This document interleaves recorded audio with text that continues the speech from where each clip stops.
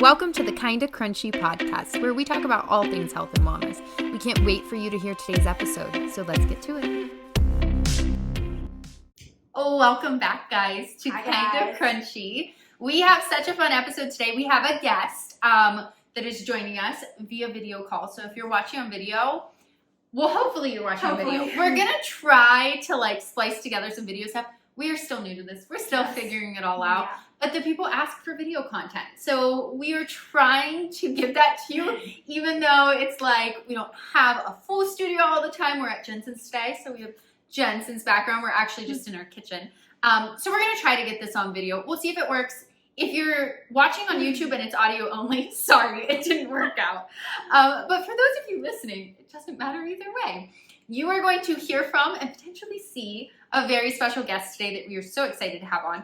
But first, I want to catch up a little. We're going to chat. Jensen, what's going on in life? Let's get into it. Okay. So I'm going to give you an update on our Maine trip. So much fun. Well, I love Maine. That's where my husband Logan and I went on our little mini moon, our first honeymoon. And we've gone back multiple times since. We love Maine. We're obsessed. I remember seeing your photos and I was like, I need to go here. Yes. And I think I said this before. Everyone who talks about Maine is obsessed with it. They just love really it, is. rave about it. And I'm here to say it has lived up to all expectations. Maine, you can take all my money. I will go back to you. I will stay in your Airbnbs, your hotels, eat all your food. Literally, Maine was one of the most beautiful places I've ever been. I think it's the contrast of you have the ocean, you have the trees, the rocks, the sand. You can see moose there. Yeah, we did. You have to go to the west side, but you can. They have moose. We also we saw the moose crossing signs, when you're driving on the highway, and I was peeking out. But then you're really on lookout for a moose, and you never see one. We didn't see one. But I guess highlights of the trip. So we were staying in Kennebunkport. We actually were in Kennebunk, which is the more residential side of it. Yeah.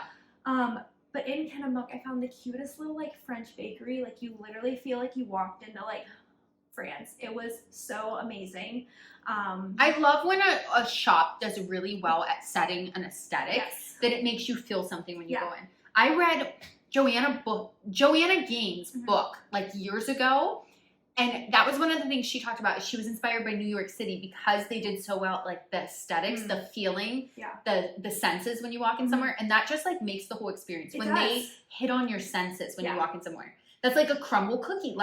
They hit on your smell and your visual and things like that. Yeah. That it makes the whole experience better. Yes. So and Maine is very, very aesthetic. Maine was just without even trying. Maine was a full vibe. Yes. We did go whale watching. We didn't see a whale. It was 5 hours. That's a long one. It was so. Oh my goodness. It was so cold. We were an hour into it, and I was to Logan, I was you wanted to go whale watching. Here we are. We saw a shark and some dolphins. And well, you saw something. Yeah, it was great. Yeah. Anyways, went whale watching. Didn't see a whale. Had some lobster rolls that were very underwhelming. Which is sad because I'm the one that gave her the rec. Well, everyone did. It was the place that everyone recommended, and they were so good when we went though. So I think she just had a dud experience. Yeah, it's a bad day. Bad day for. There's a million lobster rolls to try in Maine though. Yeah, you could go back and never try every lobster roll. Exactly. I bet someone has an account where they just try all the lobster things in Maine. So we also went to Boston for a day. Went to a Red Sox Yankees game. I didn't even know that. Boston was beautiful. We saw 2 proposals. One in this park, one on the Jumbotron. I was wow, love is They probably have one every game. Probably. Because it's iconic, right? Fenway Park. Yeah. The only bad part was Logan. Right behind Logan was the most obnoxious Yankee fan. And it wasn't that they were I'm not just saying Yankee fans, but just this obnoxious fan on the other team. Truly had the most high-pitched voice, was drunk out of her mind, and was screaming after every pitch in Logan's ear. And he said to me, he's I bet if she would punch me, she'd get ejected. He's I'll just take the punch. It was that bad. He was I'll take one. And when she left, our whole section was man, you he literally was condoling him, be wow, you are. Oh my goodness. It was so bad. And she came back, was fighting with her boyfriend. They were saying F-bombs. It was so bad. But then she left in the 6th inning and never came back. Our section started the wave. The guy behind us was hey, you want to start the wave? We're yeah. So cool. You felt like you were part of something. No, it was amazing. It was section and then went around the whole That stadium. is cool to be like the originators of the wave of the game. So that was fun. But the real highlight and also low point of our trip happened in Acadia and Bar Harbor, which if you've been to Maine, you've probably been there, and that's like the most beautiful, breathtaking place. Like the water was crystal blue, the hiking, the beach, everything. Like I would go back to Acadia any day. Bar Harbor, cutest little coastal town, had amazing food, just like watch the sunset over the water. Incredible. If you know me and if you've spoken to me about our Maine trip, you've probably heard this story. And if you haven't, you're about to realize that the cute little video I posted about how fun our trip to Maine was, which it was definitely a highlight reel because the Instagram versus reality. This is Instagram versus reality to a T. Yes. So Jensen sent me a voice message about this after it happened. Literally, like while she's they're the in first Maine. person that knew about this. And I was listening to it, and my husband Logan came down, and he was like, "What is going on?" And he was like, "You just have to listen. You just have to." So go ahead, tell your wild Maine adventure. Okay, I'm gonna set the scene. So we had bought tickets to see the sunrise at Cadillac Mountain, which that's like the highest mountain there. The sunrise there is one of the first places in the United States to see the sunrise. Also, the weather was looking perfect that week, like clear skies. And the issue is you have to buy tickets like 2 days before, and they only have so many. Like we got them, but it sold out within like a minute. Like I had our credit card information like ready to copy and paste. Oh, wow. Like literally refreshed in a minute, they were gone. And it's 150 cars. It's like $5, but it's just more to like get a spot. But they say you need to get there at like 4:15 in the morning. The sun rises at like 4:45. So wow, one of the first places, I guess, and it's summer. Yeah. Like. So I knew we had to get up at like 3:30. Yeah. So I was like, first off, I was like, I don't want to get a hotel room. They were all over $150 for like 4 hours of sleep. And then I'm not a tenting girl. I wouldn't even know how to set up a tent. So for us to like try to set up a tent, also to be tearing this tent down at 3:30 in the morning, and it was like 45 degrees at night, so it was like cold. Yeah. So I was like, we're gonna sleep in our car. I told Logan, I was like, let's just go to a Walmart parking lot. It's a thing. I actually looked up like where in Maine to stay outside of Acadia in your car, and it was like this one Walmart. So it's everybody, like, that's the camping spot, is that Walmart. And we got there, and there were a lot of RVs and cars, so it like made sense. Super clean Walmart. Like the bathroom was spotless. I went and took my contacts out, got some water. Logan made the cutest bed in the back of our car, so it was really cozy and comfy. Bed. It was the best case scenario. Until it wasn't. Well, at 1 a.m. we woke up to our dog almost throwing up at our head. Our dog was with us too. He just almost like threw up, and it was like at our head, and luckily Logan got him out of the car. He didn't. It was just like it almost. You thought he was going to. It was going to be bad. He was showing all the signs. All the signs. All the signs. So then I'm like, okay, we need to go back to sleep. It's been like 2 hours of sleep. We still have 2 more hours to sleep. Fall back to sleep, 3:30. The alarm wakes us up, and we're getting out of the car. We're like, basically we just need to put the seat up, and then kind of just like, I was going to change in a different pair of pants and like go. We needed to drive 30 minutes to get to the entrance of Acadia. And I'm outside the car, and Logan's outside the car, and then he shuts the door. And the keys are in the car, and we had locked our car from the inside because we were sleeping in there. Normally, like if the keys are in the car, it unlocks, like just if you put your hand under it. And also our car has a passcode button on it that Logan had never set up yet, which that is happening soon. It wasn't an issue until it was an issue.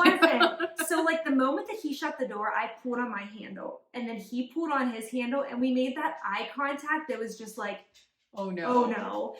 One, it wouldn't have been as big of a deal if we weren't like, the sunrise was about to happen. You could also see the pink sky in the Walmart. Like, we're missing it. Well, if you watch my recap video, you'll see a little pink skyline in the Walmart parking lot.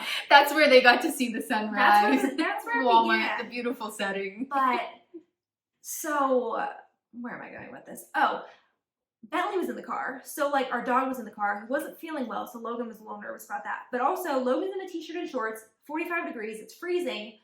Praise God we had our phones. Walmart's not 24 hours, so we're like, Well, we see the doors open, so we're like, oh, let's just go in. I don't even know. Our mind was just like all over the place at this point. We were kind of in a panic.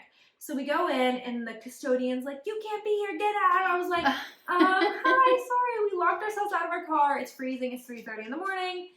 He's like, well, call Dave's towing company. And I'm like, okay. Thanks for the local rec. He's like, you should have AAA, which I did my whole life with my parents. I've never had it. I do not know what AAA does. It's when you lock your keys out of your car, basically, or your car battery dies. My parents use, not to like diss my parents, but they'll even admit to you, they leave their lights on and have to use it all the time. Like, the AAA guy knows my parents. They just are regulars. They would admit it.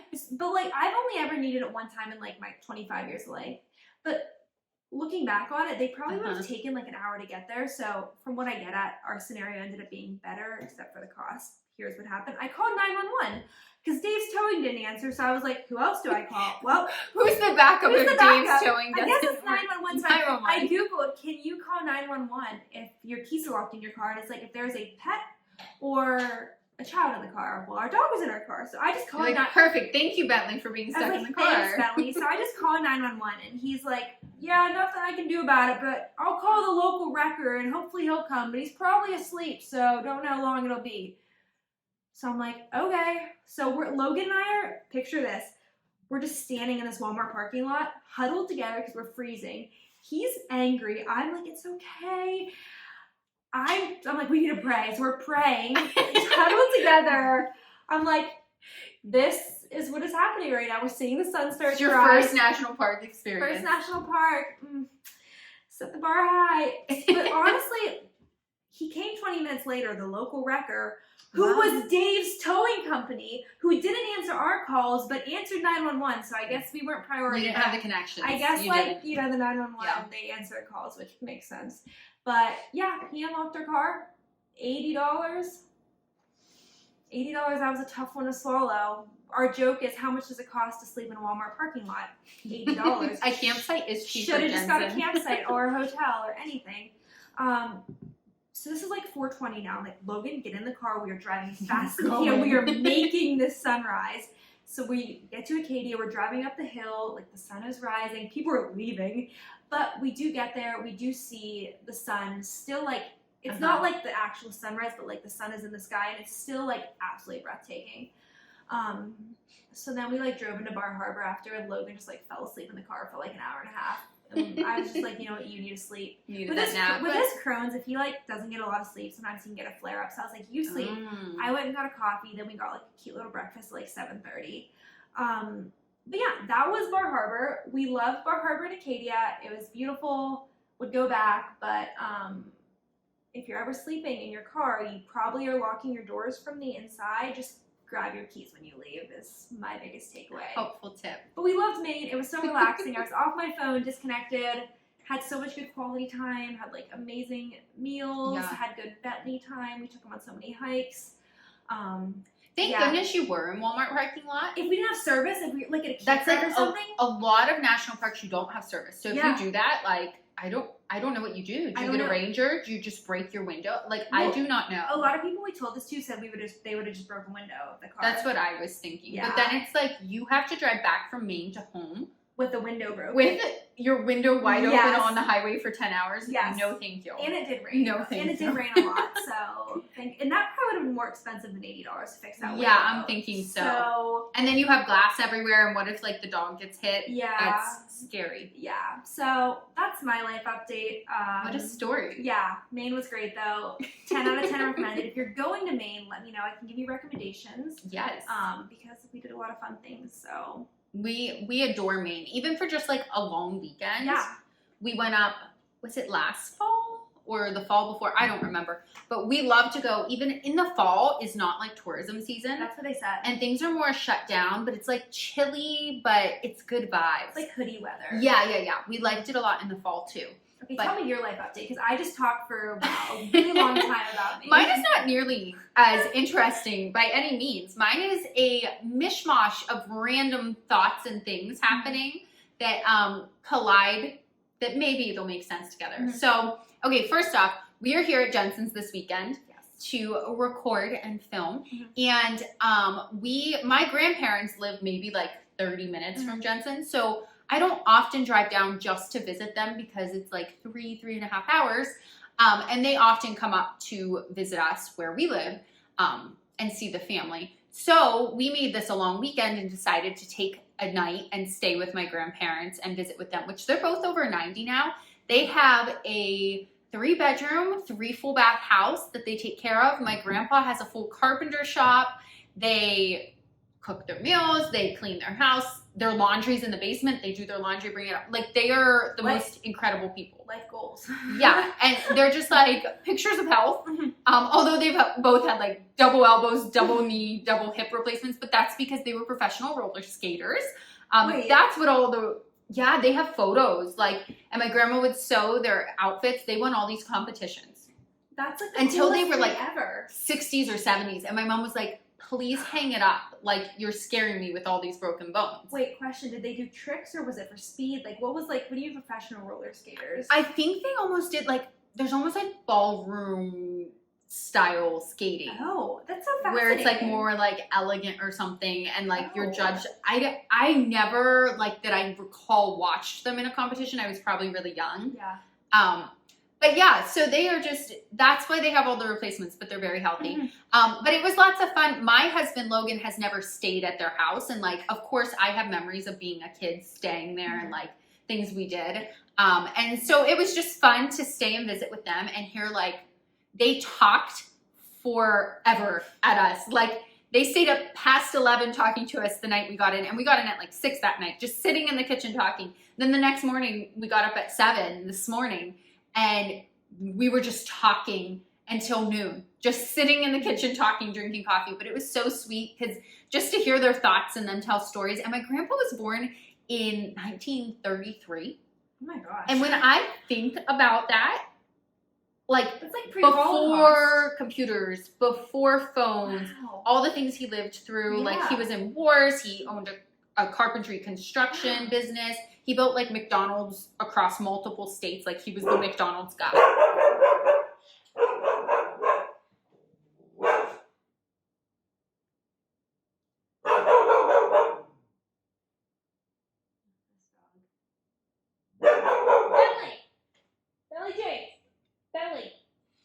Belly.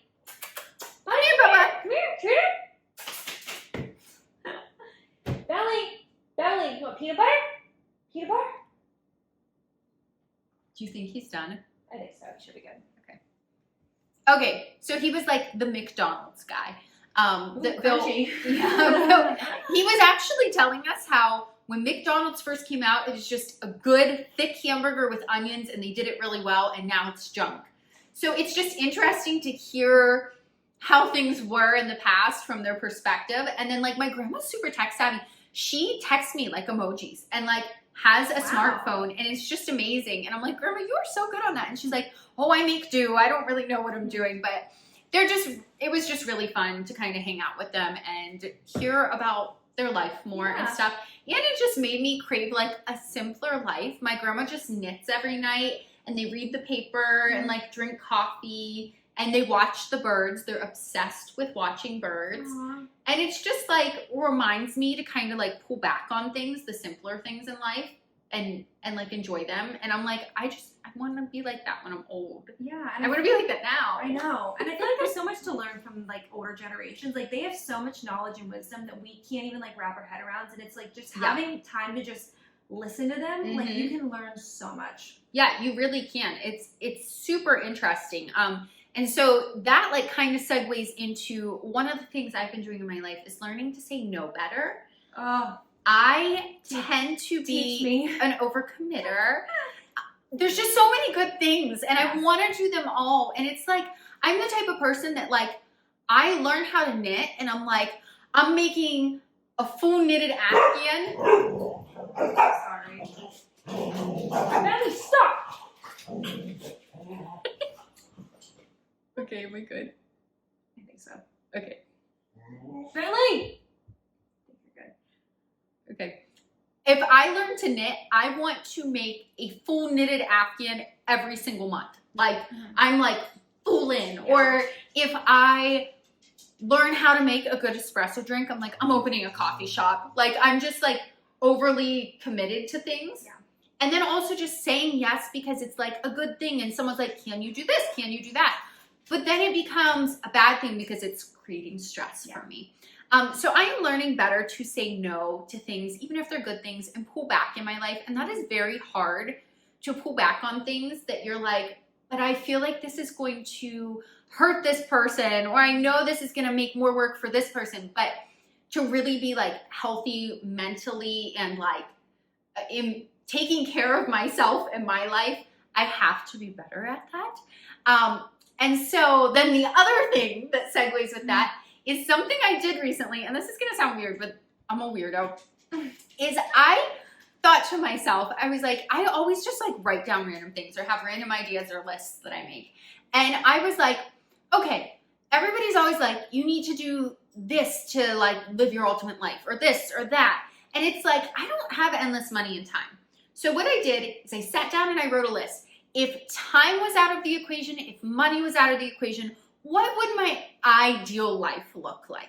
And I literally just wrote on a Word doc, like, what would my day look like? What would be the things I want to do? The self-care things, like what would my house be like? All these things.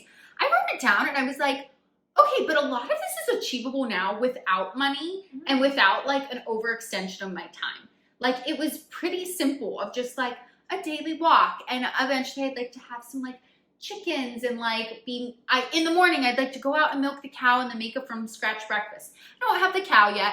That's a future thing, you know, but like I can make a breakfast. And it really boiled down to just like a simpler, slower life where I was enjoying the little things, and then like really talking with my grandparents and kind of just like observing them reinforced that to me. Like, I want to read the paper. I want to just take the time to read a book and slowly wake up in the morning. And like, that's hard because we're so busy as a generation and culture. But then I'm like, also like, I do a lot of it to myself. When we were with my grandparents, I was not on my phone for like a solid day and a half because we were literally just talking, and it would have been rude. And they're not like, oh, they have their phones out and they get a text, they get a notification type of thing. My grandma wanted to show me pictures that my cousin sent her, and she was like, oh, let me go get my phone and turn it on. And like, she like has it on the office desk and like brings it over and turns it on to show the pictures and then turns it off and puts it back. Like, they still have a landline. And I was just like, this is what I'm craving and wanting to embrace. And it was just a good kind of like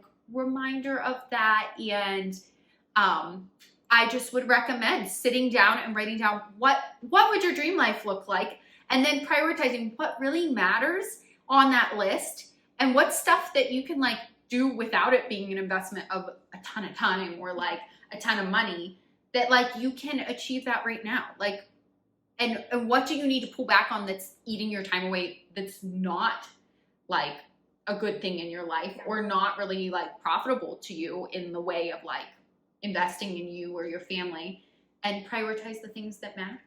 So there's my inspiration for the day, but it really has been helpful to me to like all of that combined. Pull back, enjoy the slower, simpler things, and really be like, okay, my ideal life really doesn't take that much money or time. It's just a change of habits, and that's not that hard.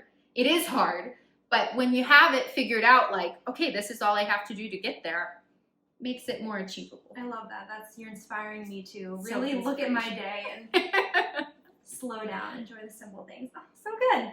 Yeah. Okay, so that's my life update. Jensen gave her little crazy main story. I think the next thing is we have our guest coming. Yeah. Well, we're so excited to introduce this week's guest, a longtime friend of mine. We actually met the first day of college. Miss Elizabeth Hepburn, now Miller, is this week's special guest. I was going to intro her, but I feel like she can just tell you all about herself. But she's here to talk about yoga and teach us so much, because Rachel and I were actually having a discussion before this. We know nothing about yoga. Like, we know very little. So she is going to tell us all the things. Yep. But we're going to let her have the floor. So tell us about yourself, girl. Sure, and thanks for having me on the podcast. I'm so excited. I've been listening into kind of Krunchy like every single episode, and I've been loving everything you guys have been saying. It has taught me so much. I think I've heard, like, I've been gaining so many tips and tricks, so thank you guys. Elizabeth Hepburn Miller here. I'm still using both last names because I feel like I'm going through an identity crisis trying to change it, Social Security and the DMV and everything. But I became a certified yoga instructor last year, so I definitely would consider myself new in this space, but I hope I always consider myself a student, just a student of the practice, even if I now am like considered, a certified teacher. But I created BeYoga. So BeYoga was born last year after I completed my certification, and I honestly, I guess to introduce the yoga piece, I'm a former ballet dancer. I have always been into yoga. Jensen and I actually used to go to hot yoga together. I've always loved yoga. And really just coming into a yoga teacher training, I always wanted to become a teacher. I really had that on my mind, but that's a whole background story I can go into on how I felt called to really do it last year. But I thought I had this idea and this picture of yoga in the beginning of my yoga teacher training. And 5 months later, I have I'm like, who was that girl? What did she do? What did she think? What kind of teacher did she think she was going to be? Because look at where I am now. I mean, I'd suggest the yoga teacher training, honestly, to anyone that is interested. Whether you want to become a yoga teacher or not, or you're just interested in knowing more about yoga, I have a huge soft spot for the school that I went to called the Yoga Abbey. Shout out, they're the best, in my opinion. Very biased, but I think that there's so many different schools. I know that there's schools in Pittsburgh, specifically where I am. There's schools everywhere, in person, online, but yoga can open your mind to so many parts about yoga and pieces about yoga. Oh, that's amazing. Thank you for sharing. Yeah, absolutely. So aside from the yoga portion, I know that you, I admire you so much because just from watching on Instagram, you were a total corporate queen, wearing these neon colors, living your best life in Pittsburgh. And I just love to follow along because you're just a little ray of sunshine on my feed. I'm goals. And so I love getting to see how your life kind of meshes that. Yoga is obviously such a huge passion of yours, and it's not even your full-time line of work. And just seeing how you're so multifaceted, and it is such a huge passion of yours, but then you have all these other little facets that play into your life. You're just so much fun and so interesting to follow, and I love to kind of see the evolution of all that you're doing. And Rachel, thank you. Thank you. And it's so crazy because and just to jump in there too, so Jensen and I went to business school together, and I'll keep referencing just Jensen and I's background too, but it's been so great to get to know you, Rachel, through Jensen and have this connection. We went to business school, and I feel and I'm of course, going to share faith, very faith-based, and it is a Christian yoga, BeYoga is at least. Mm-hmm. I'm all over the place with my words today, so I'm sorry. But, no, you're good. With BeYoga being faith-based too, that came and that was born from so much. I feel just the evolution of the last few years and who I was, who I'm becoming. So many things to say there, but I will say that Jensen and I met in business school, and I was absolutely not only subscribed, but preached this hustle culture that I had found. And it was not a product of the business school or anything, but it was definitely, I think, just a product of our times. And just kind of, I feel the era we've been born into and that we're growing up in. And it's so funny because I think God uses maybe I call it my biggest weakness, but also just an area of your life. He's going to use that to just speak so much into this world, or use you as a light or as a mirror, of strength into the world, or where it's your weakness. And I feel that was my weakness, is that I totally subscribed to this hustle culture that would be the total opposite of now what like I've found healing through in yoga. And I feel like I'm totally getting ahead of myself, but it's been this whole mosh posh of becoming who I am while also finding how everything flows and moves together, kind of like yoga. Like it's such a balance of effort and ease. And yeah, so it's funny. I'm still in the corporate world. Don't think that that's going to go away anytime soon. I feel like I'm so called to be there, called to feel light within that. But thank you. I so appreciate what you just said. I love following you guys. I feel like I'm all about like I think I'm gonna be one day like in heels at a meeting and then come home to my chickens and like make some sourdough. Like I feel like I want to do all the things. We love it. We love it. Yeah, absolutely. We're all about like the balance of your uniqueness of like it doesn't have to be all or nothing. You don't have to go move away from the city and buy a homestead. You know, you can have pieces of everything fit together. And like I said, I love following you because of that. Yes, kind of crunchy, right? That's awesome. So you were saying before about last year you started your yoga teaching training journey. How did that start? Because you got married last June. Also, happy 1-year anniversary. You just celebrated literally, I think, last weekend. So happy anniversary. But tell us about what made you decide to really become a teacher and to choose the route of yoga that you did? Yeah, absolutely. So this is such a loaded question, but so I will say I went into become my yoga teacher training because I felt this calling. I felt this profound and specific calling that I just, like God had called me to become a yoga instructor at this time. Like almost that Esther calling of Esther being like called into the castle. But before that, I always wanted to be a yoga instructor. And it was always this like idea I put off, and I was like, oh, one day, like I really just want to get my certification. I would love to teach classes. It's something I love to do. And stepping back from there, so I was a ballet dancer. Loved moving my body, loved movement, always found so much just connection to not only myself but others through movement, especially like flowing movement like dance. And then at the same time though, I was such like a junkie for the endorphins of like workout classes, everything like that. So I was like, oh, this is perfect. But in my mind, yoga was just asana. So asana is like pose or shapes. It was just yoga classes. And typically they were like hot yoga classes. I needed to sweat. It needed to be like this, heavy based workout. That was yoga in my mind. So I was like, oh, I would love to do that. And I've taught ballet, Pilates, barre in the past, and I've loved that too.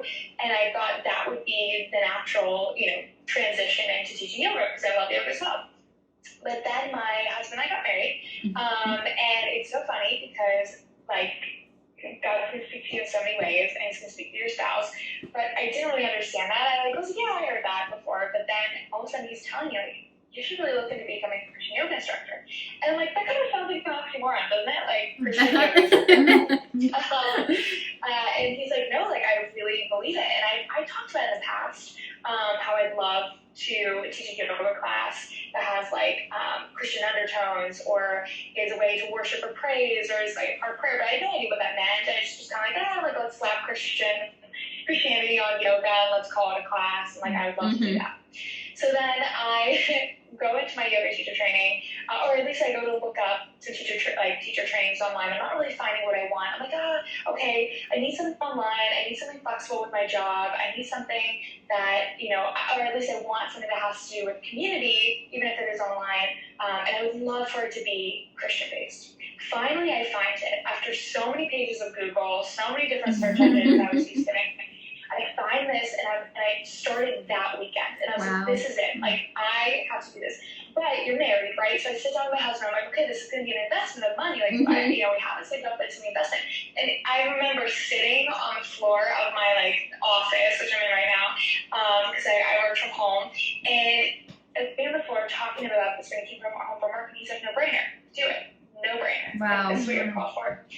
And I think we get calling with that much clarity around them. And I so believe, I thought I was stepping into exactly what I knew I wanted to do. I wanted to be this yoga instructor. I was like, oh my gosh, I'm going to use social media to do it too. I'll wear these cute two-piece yoga sets, and I'm going to be this like like hot yoga instructor person that's just so, whatever I thought I was going to be.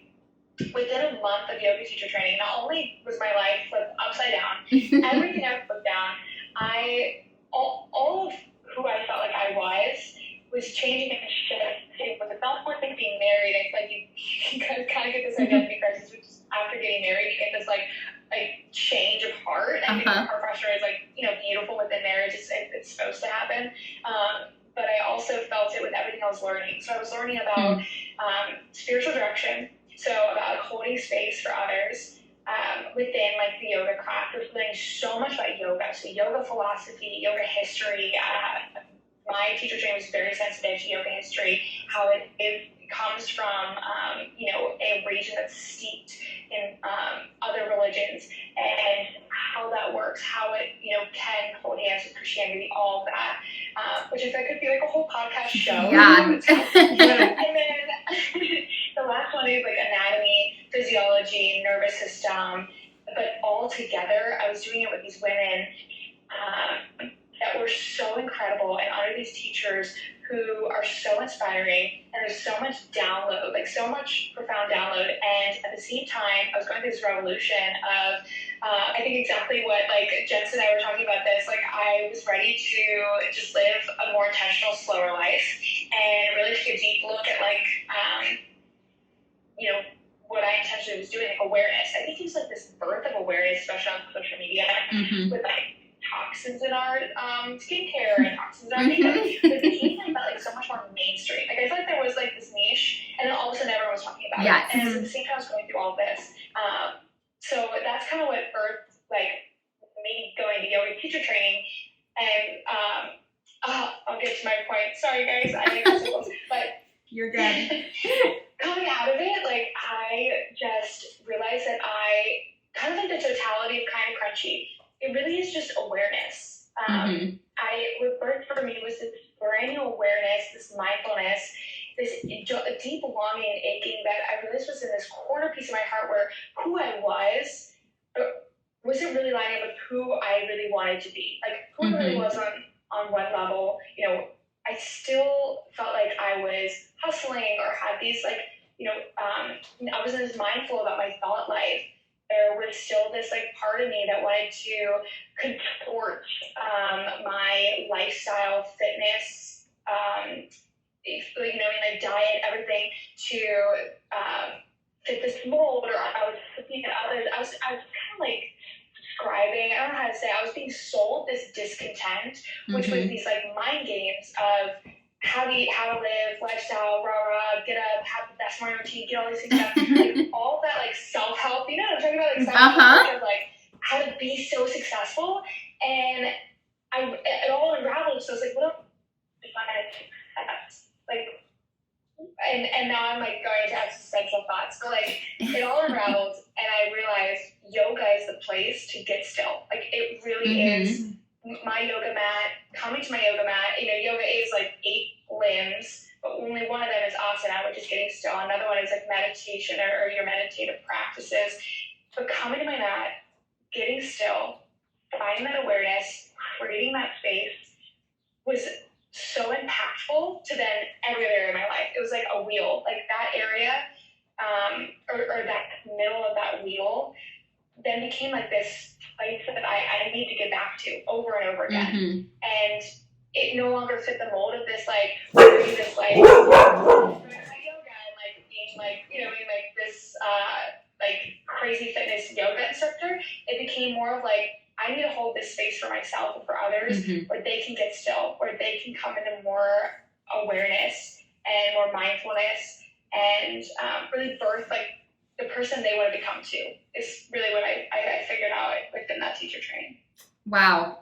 So much good stuff there. You're saying you're getting off on all these tangents of trails, but it's enlightening and beautiful.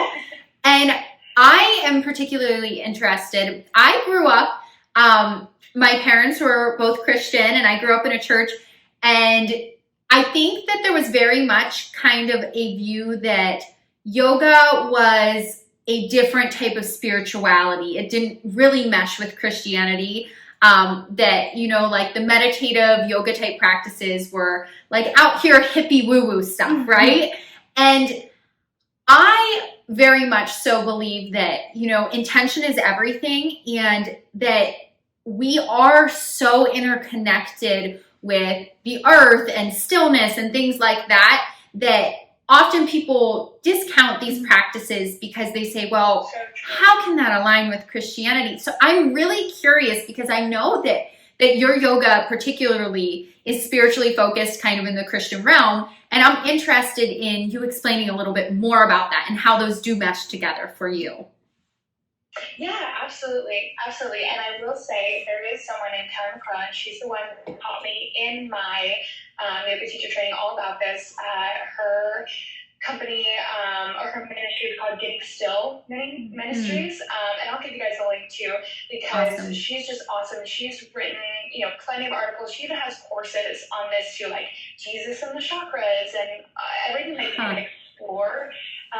So that, my caveat is, it also, like, I have such a, and I don't know how to explain it, I guess, empathetic heart. I have such a want to also be sensitive to other cultures and to really how steeped in, like, culture yoga is.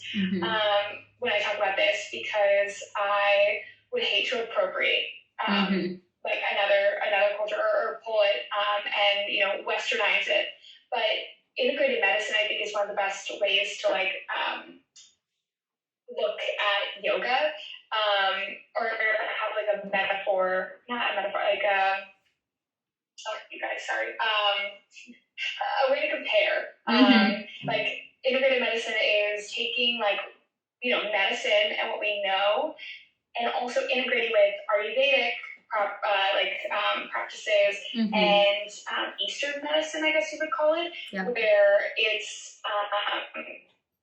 you know, practices that have been around, that have been, like, time tested for centuries on health and wellness, and not just like pharmaceuticals and Western medicine. So I know nothing about that, but I feel like that's a really great way to look at yoga and Christianity. So Karen McClellan has this one article, and I just love what she says. She says, don't throw the baby out with the bathwater. So they're, like, yoga was born in, or was birthed or founded in a place that had different, like, life, or, like, different philosophies, but not religion. So it's not specific to a certain religion, but, like, it is within Hinduism and other religions. But it wasn't birthed out of that.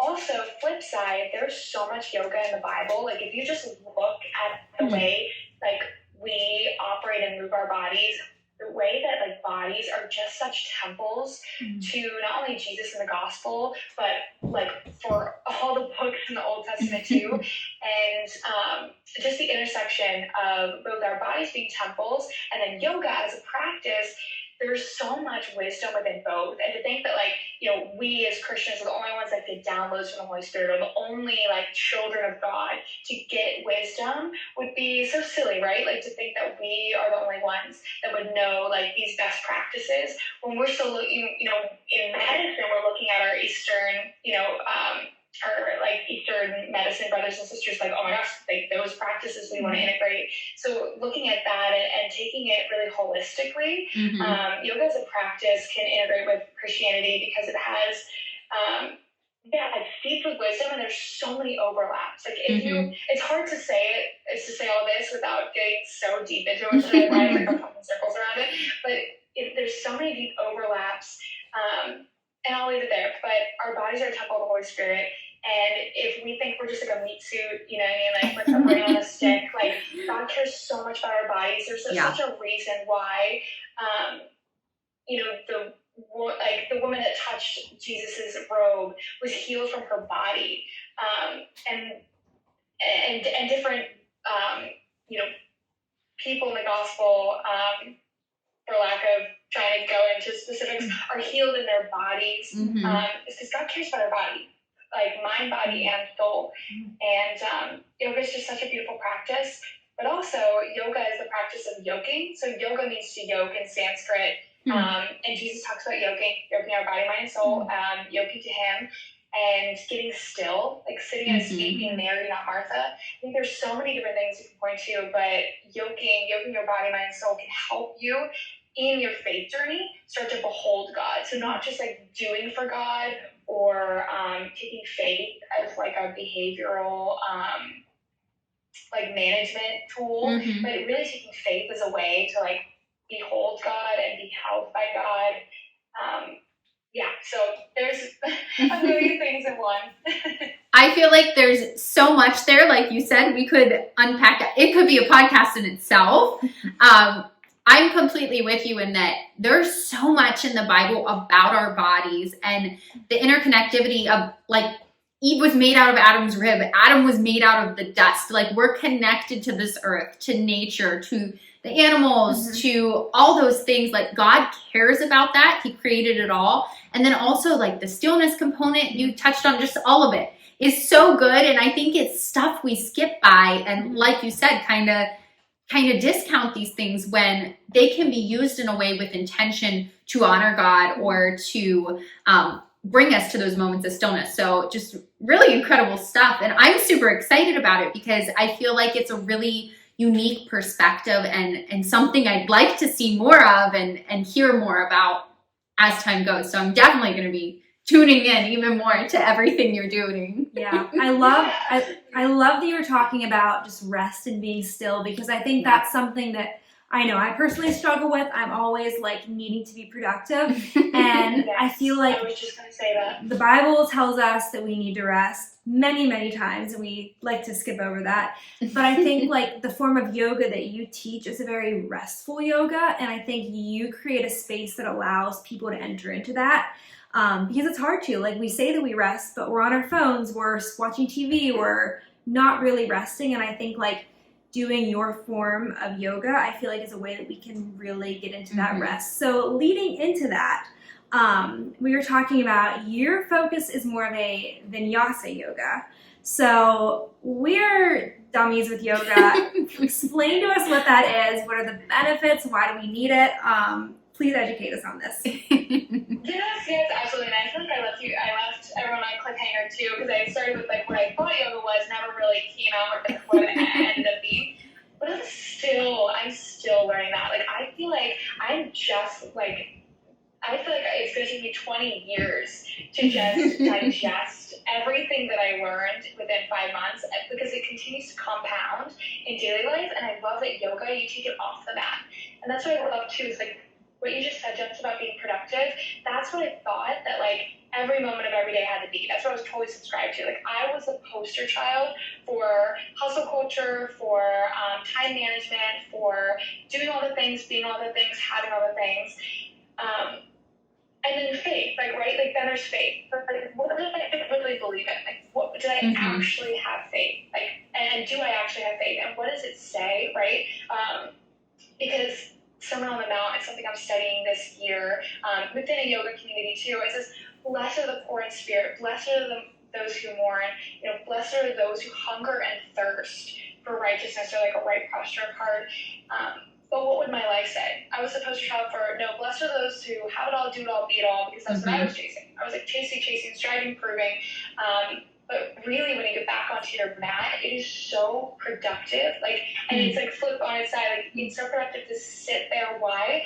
Because Jesus tells us in the night times, abide in the vine, like yield to the Holy Spirit. But what does that look like? I always thought that looked like doing. I was like, it's output.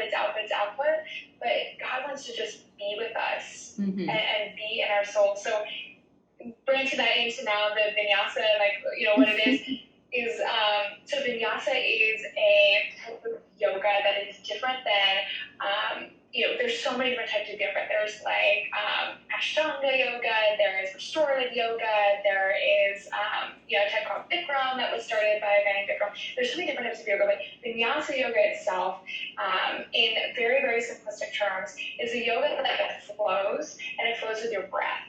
So breath is your driver, I guess you'd say, of the movement, but it's also a focus within yoga. So it's focusing back on the breath. And if you think about that, like focusing on the inhales and the exhales, it brings you right back into the present moment. It brings you into that awareness. It brings you like home to yourself. Mm-hmm. And that's exactly what we're doing when we abide in the vine and we yield to the Holy Spirit. We're coming back. We're becoming aware. We're just sitting with the Lord. We're being with Him. We're coming to His feet. For me, it's really, really hard to sit still. Like, it is hard to just sit there and call it productive. I have like this, oh my God. I could read a whole chapter of the Bible. I could be doing this and doing that. But what I realized, especially before I started this yoga journey, is that there was a disconnect in my faith. Like, there was some kind of disconnect, but I always felt like, when I would go to a yoga class, hot yoga, regular yoga, vinyasa yoga, whatever it is, not regular yoga, restorative yoga, whatever it is, all the things, I always felt this, overwhelming feeling of clarity, or at least I felt like this nervous system just calming, this feeling of walking out the doors. And I realized it's because you're breathing. Like, you're fine. I'm finally taking a deep breath. I'm running a million miles an hour now. It's finally taking a deep breath. You're inhaling your exhale. I know Chloe talks about this on the chiropractic episode, or the episode about that you guys have just put out, which I loved. It's about deep breathing and deep breaths, and how to actually breathe. And that's what I was doing. Is within your movement, you're focusing on your breath and you're moving with your breath. And all of that yoking together, mind, body, and soul, coming into your breath, it's like a tool that God gave us to come back home. So that's how faith fits into it too. But that's vinyasa yoga. It's coming back to your breath. So it can look like anything. It can be power flows. It can be restful flows. Sometimes yoga to me is really just moving my arms up and down, or just laying in child's pose, or laying on my back and not falling asleep for me, but laying in final resting pose. Really, vinyasa yoga can look like anything, but it's tuning into your breath, which a whole nother thing, your nervous system, which is such a tool and can be taken off the mat. That whole breath and the way we operate and live in the cycle of our breath. Mm-hmm. I recently had an experience a couple months ago. A friend invited me to a wellness retreat, and there was going to be a sound bath, which was amazing. I had never done before. And then there was a mindfulness meditative period, and then they were doing a yoga flow. And I was like, okay, I'll go. But yoga has never connected for me. I always I just struggle with it. I can't, I don't get focused during it, don't calm down. Well, it was vinyasa yoga, and I had never done that before. And the interconnectivity of the breath with it, I said to her after, I was like, I love yoga now. That was the most healing thing for me. I haven't been that calm in so long, felt that connection. And so it was 20 minutes of a flow. And I was like, that is incredible. It just changed my whole perspective on yoga. And I didn't even know oh, there's different types of yoga. So I just had never done that type before. And it was always really intense yoga. And I was like, I do not stretch like that or bend like that. That is not for me. So it was really transformative for me. And so I know you talked a lot about the breath work and kind of your rest and digest and the vagus nerve. So I'd be curious if you have any more info about how yoga can benefit those things specifically, in the health realm, getting us into that rest and digest state, or anything with the vagus nerve, or any other info you have as far as physiological. Yes, absolutely. And I love that so much. One of the biggest things I've learned within my yoga teacher training, my teaching journey, is yoga is not performative. Mm-hmm. I used to go in to a yoga class and I would perform. I wanted to do these tricks to the best of my ability, 100% on, 100% effort. And I realized yoga is actually a balance between effort and ease. And oh my gosh, is that something that you take off the mat now and into real life? That cycle of a breath, you guys were talking about, the cycle of a woman within a 20-day cycle, or however long it is. The cycle of your breath movement, the inhales, the exhales. There's things that you need to exhale. There's depth to empty out, there's voice, and then bring in new life. There's so many different things you take off the bat, but one of them is effort and ease too. It's a balance between effort and ease, and that I've taken off my mat because, where can I find ease in this pose? And then also, like, where can I find ease in this life? Like, am I having fun? Am I enjoying? Like, where am I finding ease in my morning routine? Where am I finding ease in, the things you guys have talked about? Where am I finding that kind of crunchy? Like, where am I finding the ease in, like, both going after, like, health, but also finding that enjoyment, that ease where, everything becomes, like, a lifestyle, like a true lifestyle, instead of a regimen. And so back to your question, sorry. So with the nervous system and your vagus nerve, so breath, huge doorway to health. I think one of the biggest things I've learned, and what's really impacted me in my own, like, I guess you could say, like, upside down wellness journey that I've taken from, like, doing all the things, being all the things, like, trying to be in my health and totally flipped, is that you can, you see this all the time, you can eat all the kale, you can do all this stuff, whatever it is, but if you are not careful, if you are not mindful, you're not aware of what's going on up here, and your mind is an ecosystem, so your brain is up here, but your mind is actually a full ecosystem of what's going on chemically, as well as, like, what's going on in your neural receptors, and what messages are being sent between your body and your brain. So your mind is such a complex ecosystem, and the breath is such a doorway into that. When you start to focus on your breath, you automatically just start taking deeper breaths, as Chloe said, like, you're inhaling from your stomach, not your chest, you're exhaling, you're really getting deep into your diaphragm, and you're engaging in just, like, a better deep breath. But what's going on there too is there's a lot of hormones. I think there's like over 100 hormones.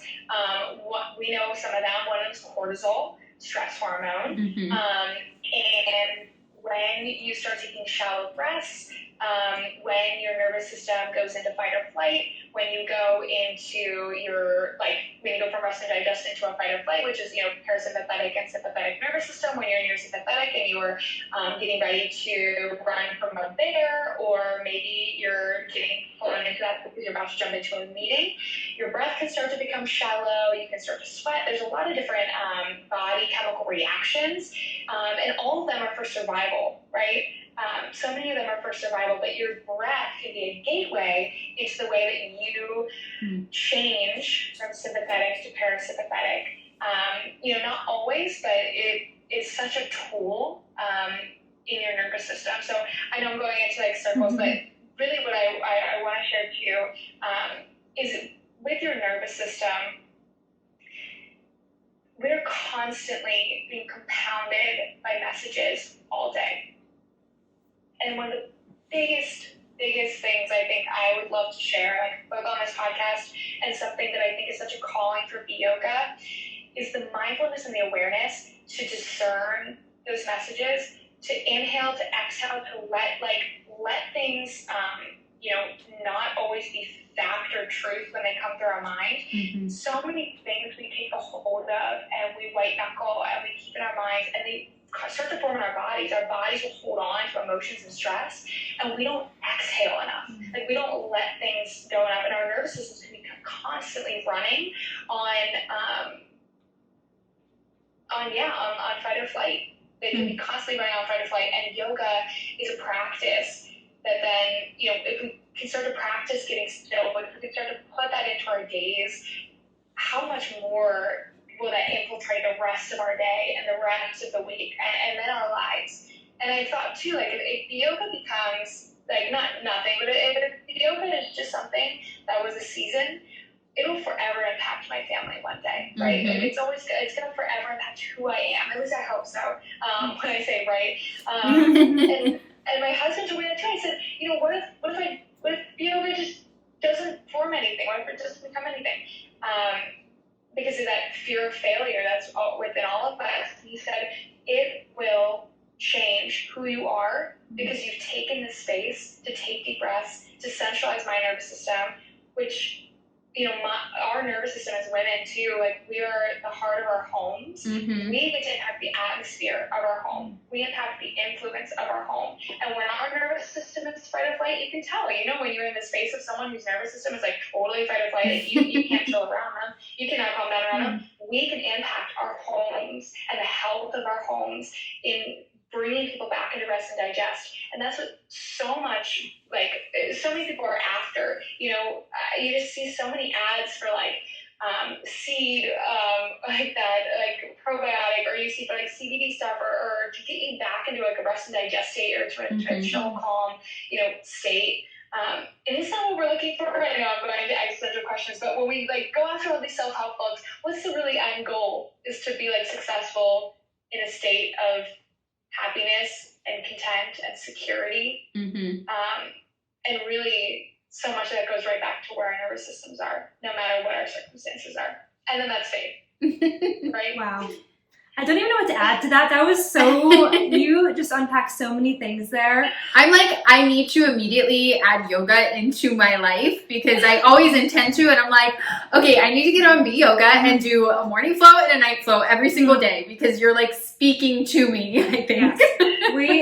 You were just saying, so many of us are always in that fight or flight state. Like that's our culture now. I think if you look back, like, hundreds of years ago, like the only time you were stressed were literally when you were getting chased by a bear or like your fort was under attack, like little things like that where, not little things, but they were acute, quick things where nowadays it's like we are chronically stressed because our jobs are stressful, we busy up our schedules, we, overspend so we struggle with finances. Like there are these long stressors where I think now more than ever, we need to get into that rest and digest, get into that state of just being still, which going off that, BeYoga, where, tell me, I'm sure I can kind of figure out where the name came from, but just tell us about where the name came from, why you decided to go on YouTube, and obviously we will link this, share this, because more people need to see this, but just tell us about it.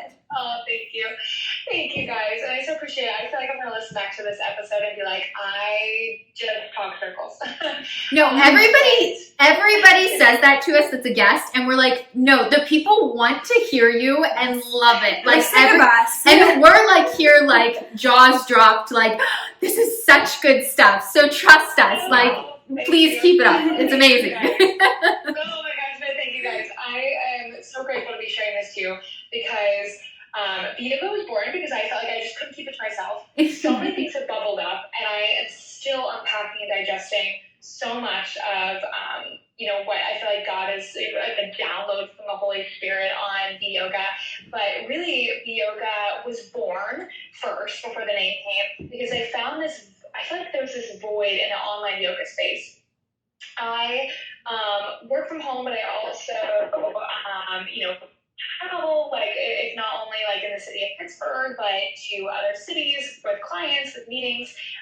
Life gets busy. Life after COVID kind of just swept right back up. But I felt like I couldn't always get to a studio for a full 1 hour practice. The commute there and back. I wanted something quick, online, free. But I also was not finding something, whether on YouTube or other spaces, that was truly accessible. So something that's accessible to all bodies, beginner, advanced, intermediate, and something that was an invitation to make your own. I really wanted something that, or at least being invited or giving the permission to show up. You're in the middle of your workday, you've got, your Zoom business on top, business on bottom. You just need 5 minutes of a reset. You just got off this meeting, and you really just need 10 minutes, whatever, 20 minutes, or you only have 8 minutes to really just reset, do a quick yoga flow. You don't even need to roll out your yoga mat, and boom, you've got a whole reset for the rest of your day. Something I could drop into. I was still finding that on YouTube or in any other space. And I was like, where can we find yoga? Or how can I create a yoga space that's free and truly accessible? And that's what I wanted to do. So my husband and I we ended up going to Dubai and Thailand in January. We had this big trip dream. And I said to him, I was like, I think I want to film some yoga videos while we're there that would just show yoga on the road. They have to be one-hit wonders, so I've got to do the yoga class. I can't go back and edit and do all the things.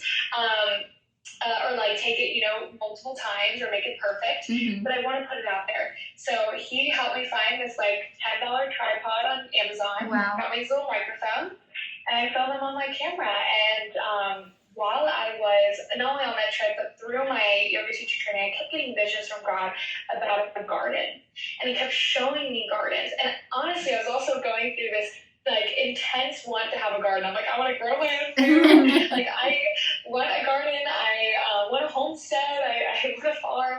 So God kept showing me these garden images, and with that, he kept showing me like planting seeds, tilling soil, what it looks like when you can't control whether it's going to get watered or not, like the nourishment, the true nourishment. Where does that water come from? God being water, or God being this well of water, how water is so powerful, but it's also so nourishing, and what faith looks like in nourishment. Like faith truly has, like my knowing of God, like just coming to know him has totally changed from a God that I come to with petitions and requests in prayer or in doing and serving and service, to this God of friendship and relationship and deep beholding, like looking up at God, looking back down on me, looking back up at him, like this just coming to know him in such a deeper way as nourishment. And that faith should be nourishing. Like that's what yoga is nourishment. Like not a workout per se. I mean, it does, motion is lotion, so it is a workout, but not something super productive or performative, like getting that warrior 3 perfect and aligned, but it should be nourishing the same way faith. Faith is like nourishment to your soul, like kind of country. Like you're going after true nourishment, not just the kale, the beef liver, the raw milk, but you're also going after the ice cream and the other thing when it's the time, because it's deep nourishment to your bones, to your soul, to who you are as a totality of a person. And so God kept showing me these like nourishing garden images. And then he showed me a picture of a bee. I don't know why. And then there's a bee on my windowsill. And then there's a bee flying around me when I did yoga outside in my backyard. Then there's this other bee thing. And I don't know why, but all these bees started coming. And how a bee pollinates a flower and then goes to the next one. And that cross-pollination and the way the bee goes back to a hive and is part of this greater community. And how there's so much, so many bees needed for just how little amounts of honey that are the output. And, the flowing of milk and honey in the Bible. I mean, there's so many different things God kept showing me with bee. And then finally hit the nail on the head with God asking me to stop doing for him and said I need to be for him. And who I am is going to be so much more important than all that I do. And what I do needs to flow from who I am. And those two things need to line up. And I could go into a whole other tangent about that, but I'll leave it at that. So that's how BeYoga came from all these different things, and this image of a bee. Oh my goodness. Wow. I'm just like, I need more of this. Like all the knowledge you're throwing, like the inspiration, the motivation, just everything. I'm like, I just need to like be at peace in yoga with Lizzie on BeYoga. Like it really is. I'm like, I need more of this. I need this every week. Like you're just like calming me and reassuring me, and like I'm just So all credit to the Holy Spirit. Like all credit to God. He is still showing you things. It is not me at all. Thank you. And that is so evident through just like how everything's kind of transpired with your practice and where you're at. And I was going to ask, who is BeYoga or Vinyasa Yoga for? But I think it's pretty clear. It's for literally everybody could benefit from this. So I think my question would be for all of our listeners who are now going to start BeYoga and their yoga journeys, what would be your recommendation or your advice for someone just getting into yoga or just starting, or someone like me who had always been like, yoga is not for me, that hasn't maybe tried a Vinyasa practice or hasn't done BeYoga before? Yes, absolutely. So I'll plug that I do have beginner videos on YouTube. Awesome. And in the intro too, I wanted to make it crystal clear. You can use the floor right underneath you, whatever you are wearing, like just showing up. I think yoga is an area to explore. That's one of the biggest things that I've come out of my yoga teacher training too, is just having more time for play, like have more time for play and exploration. And, in approaching yoga, approach yoga and I needed to do it right. I wanted the most productive video. I wanted to do the right video. I needed the steps, like all the things. But now it's like, what if I just played with it? Like, what if I'm just terrible at it? And what if I do it anyway, right? Like, and what if I make it my own? Or what if I come back into that wisdom of our bodies? And I've loved what you guys have said on your podcast, about, like, coming back to the wisdom of our bodies and not just taking, like, what I eat in a day on Instagram that girl eats or subscribing to the wisdom of that person, but really coming back to, like, our bodies have all this deep wisdom. Why? Because God created us with these, like, super intricate processing amenities, like red blood cells that are going to work right now, and I'm not telling them to, right? Like, there's so many things happening in our bodies, and our bodies are going to tell us, like, what's deeply nourishing, what works and what doesn't. And I think with everybody being in different, like, just on different paths in life and in different journeys in life, there's going to be maybe a niche in yoga that calls you. But I think yoga is so for everyone, whether it's like sitting in a meditative practice, like just sitting, like Sukhasana, which is easy seat, cross-legged, eyes closed, meditating, or it's like a full yoga flow, or it's hot yoga, whether it's having praise or worship be your end goal within yoga, or it's just clearing your mind. I think really it's for everyone. It's at any point of your day. It's any video you want to look at online or any class you want to go to. I would just encourage anyone to go, anyone to just start. I think just beginning and finding what works for you. I love that. I'm just thinking about when we were in Florida, which was about 2-3 months ago, and I just remember what you said because we filmed a video together, which you can find on our YouTube channel, which was so much fun. It was like on this a kind of crunchy BeYoga crossover, right? And it was in beautiful West Palm Beach, Florida. Yes. But I remember you just kept saying, like, your poses don't need to be perfect. Like, it doesn't, even though, like, I was on camera, I was like, I need to be perfect. But we didn't need to be. It's just meant to be for me, for you, for whoever's watching. Like, it is all about your practice coming to your state of rest. And I think that's so beautiful because you don't need to be able to do a handstand. You don't need to be able to do all these crazy poses. Like, you're just meant to rest in where you're at. And I love that BeYoga focuses on that. Yeah, absolutely. Oh, thank you. It's coming back to that, like, authentic, vulnerable, simple, local, honest, true. It's like going back to your local farmer, like going back, all the things, like all the kind of country things. I feel like so much crossover there too. Is what yoga has become to me, and I think that's probably one of the things I'd love to leave all the listeners with is yoga is not performance. It is not performative. It is such a place to just be held and behold. Wow. That's all. Beautiful. That's beautiful. Going off that, I mean, that could have been a perfect note to end on, but is there anything else that you want to tell our listeners about anything? Because you're just so full of knowledge. Oh my gosh, you guys, you're too kind. I guess I would just say, when you start yoga, and what happened for me when I was on the beginning of my yoga journey is there's a lot of things that are going to bubble up. You've finally gotten still. You finally have come home, you're taking a deep breath, you're resting, you're getting into maybe a practice of yoga, maybe it's all over the place, maybe you do it every day for a week and then you drop it for a while. There's going to be things that start to bubble up because our issues are in our tissues. Like, there's so much we've oppressed and pushed down, or maybe there's so much we've numbed or moved past. And I would just encourage anyone, like, keep going. Like, keep going in your yoga journey. Keep coming back to it. Let yoga be a space where you hold space for your body, where you take up space. Like, let yourself take up space in this world.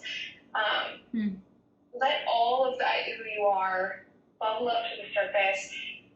And of course, I'm going to plug, but also give it all to God. Like, let everything flow out. He knows every single plan He has for us. He can count every single hair on our head. He knows every emotion. He sits with us. He mourns with us. Like, He's so near and present, and let that presence just seep over you. Let it continue to just flow over you like running water, and allow yoga to be a space where you come home to that simple, local, honest self, and let it then, like, flow out like a mirror. Like, let all that light that shines in, like, let it just reflect out as you go out through your days. let yoga be something for yourself, a gift for yourself, the gift of being yourself and just being, and let that just overflow in a fountain of water into what you do. And if all those hard things start to bubble up, just know that there's a light, like a candle, that's burning away all that darkness. Like, it is burning away. It may feel like it's like a black cloud coming up, but it's burning away everything that you're not meant to be or is not meant to be there. And I just know for someone who's listening, it's going to be like weight start to come off their shoulders. They're finally going to realize, I love that song Amazing Grace by Pentatonics, where it says my chains are set free. That we were not meant to be in chains. And for someone who feels like maybe they've been ostracized by the church, or they just haven't found their home within the confines of a church, that yoga can be that space for them too. That yoga can be where they realize that Jesus came to set our chains free. He did not come for some behavioral management chain to stick back on us to make sure we behave properly or something like that. But instead, it is finished. Grace is finished. We are in a deep pool of grace. Let those chains be free. Even if things start to come up, just let everything come off your mat. And that balance of effort, ease, inhale, exhale, let it all come with you off your mat when you finish your asanas. But I would just encourage anyone who starts yoga and starts to feel that way to just keep going. It's a beautiful practice. I'm literally tearing up, and I do not cry. I am I feel like this whole conversation has been for me and to me, because I obviously love all these holistic practices and the Krunchy lifestyle, and have for years. And I feel like yoga is a realm I have not delved into at all. And I love to delve into new Krunchy, holistic health realms, and just everything you're saying, and the interconnectivity to the Christian spirituality. It's just hitting a note for me. And I'm I need this in my life. This is just so beautiful, and I feel could be so transformative to me and to so many of our listeners. And I'm just really I'm walking away from this bettered by what you've shared. And I'm just so appreciative for you being on here, because I know for me, it's this is a life-changing conversation. And I'm thinking for many of our listeners, it's going to be like that too. So, well, you guys, Krunchy's been a gift to me. So I'm just so appreciative to be able to give anything, just now it's back to you guys. Thank you so much for everything you said. Rachel, tomorrow morning before we record our other episodes, we're going to be doing a video. Yes, we're going to be doing BeYoga.